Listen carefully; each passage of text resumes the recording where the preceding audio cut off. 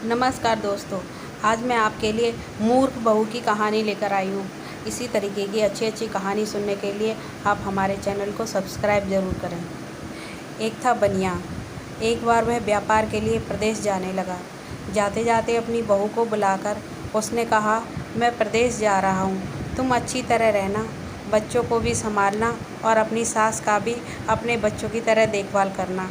याद रखना, माँ से कोई काम मत करवाना। बहू ने बोला, ठीक है, मैं आपकी बात समझ गई, मैं वैसा ही करूँगी जैसा आप बोला, आप आराम से जाइए। बहू ने बात ध्यान में रखी। बनिया तो चला गया। बहू ने दूसरे ही दिन माँ जी से कह दिया, माँ जी, आपके बेटे मुझसे कह गए हैं कि माँ को अपने बच्चों की तरह संभालना और उनको कोई काम मत करने देना। अब आप घर का कोई काम मत कीजिए, आप तो इन बच्चों के साथ खेलिए, खाइए और मौज करिए। माँ गहरे सोच में पड़ गई, फिर बोली, ठीक है बहू, अब मैं ऐसा ही करूँगी। कुछ दिनों बाद बहू ने अपनी बेटी के कान छिदवाए। उस समय बहू को अपने पति की बात याद आई कि माँ को बच्चों की तरह संभालना है, इसलिए बहू ने माँ जी से कान छिदवाने की बात सोची। उसने माँ जी से कहा, माँ जी चलिए, आपके कान छिदवाने हैं। सुनकर माँ जी घबरा उठी। उन्होंने बहू से कहा, बहू, मुझे अपने कान नहीं छिदवाने हैं, क्या अब आपने इस बुढ़ापे में कान छिदवाऊँ? बहू बोली, जी नहीं माँ जी, आपको तो यह करना ही होगा। मैं नहीं चाहती कि आपका बेटा मुझसे कहे, इसलिए आपको मैं अच्छे से देखभाल करूँगी। मेरी दोनों आंखें बराबर हैं, जैसी लड़की है वैसे ही आप भी हैं। माँ जी मन ही मन समझ गई और सुनार के पास बैठकर उन्होंने अपने कान छिदवा लिए। सुनार ने कान छेदे और कान में धागा भी डाला। बहू जिस तरह रोज़ रोज़ लड़की के कान में तेल लगाती थी, उसी तरह माँ जी के कान में भी लगाती रही। थोड़े दिनों बाद बहू ने अपनी बेटी के लिए बाली बनवाई तो उसे अपने पति की बात याद आई।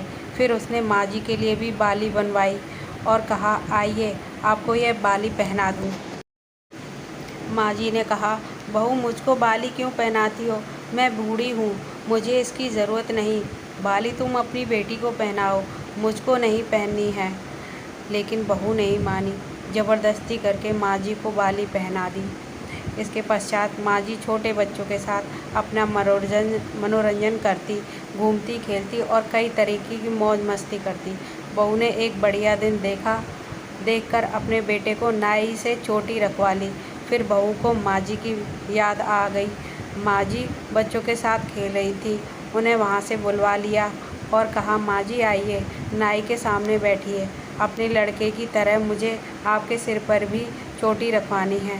जब गोविंद के चोटी रखवाई है तो आपके क्यों ना रखवाऊँ, इसलिए आप जल्दी आइए। माँ जी ने बहू को बहुत समझाया पर बहू टस से मस न हुई। आखिर माँ जी नाई के सामने बैठी और उन्होंने अपने सिर पर चोटी रखवाई। बहू ने गोविंद को और माँ जी को जो बोला वही किया। उसके साथ बाद में बहू रोज़ माँ जी की चोटी में तेल लगाती, चोटी गूंथती और सर पर ओढ़नी डालकर माँ जी को बच्चों के साथ खेलने के लिए भेजती। जब खाने का समय होता तो बहू उनको आवाज़ देकर बुलाती। ऐसे ही रोज़ का हाल था। जब बेटा घर वापस आया तो उसने सबसे पहले बहू से माँ के बारे में पूछा कि माँ कैसी है और कहाँ है, मुझे उनसे आशीर्वाद लेना है। बहू ने बताया, माँ जी तो बच्चों के साथ खेल रही हैं, यहीं कहीं होंगी, आ जाएंगी। बेटे ने पूछा, क्या कहती हो, माँ गली में खेलने गई है? गली में तो बच्चे खेलते हैं, क्या बुढ़ी माँ कहीं खेलने जाती हैं? बहू ने कहा, मैं तो माँ को खेलने भेजती हूँ, आपने कहा था नहीं था कि माँ को बच्चों की तरह रखना। मैंने तो लड़की की तरह ही माँ के भी कान बिंदवाए और कानों में बालियाँ पहनाई। जब लड़के की चोटी रखवाई तो मैंने माँ की भी चोटी रखवा ली थी। जब माई सबको खेलने भेजती हूँ तो माँ को क्यों न भेजूँ? मुझको सबके साथ एक सा व्यवहार करना चाहिए। पति समझ गया कि उसकी मूर्ख स्त्री की अक्ल का दिवाला निकल गया है। बाद में पति के कहने पर बहू ने माँ को पुकारा। माँ जी गली में से खेलती खेलती आई और अपने बेटे को देखकर उसकी आंखें आंसू छलक आया। माँ की हालत देखकर बेटा भी दुखी हो उठा। बहू की मूर्खता के लिए बेटे ने माँ से माफ़ी मांगी और बहू को बड़ी उल्टी सीधी सुनाई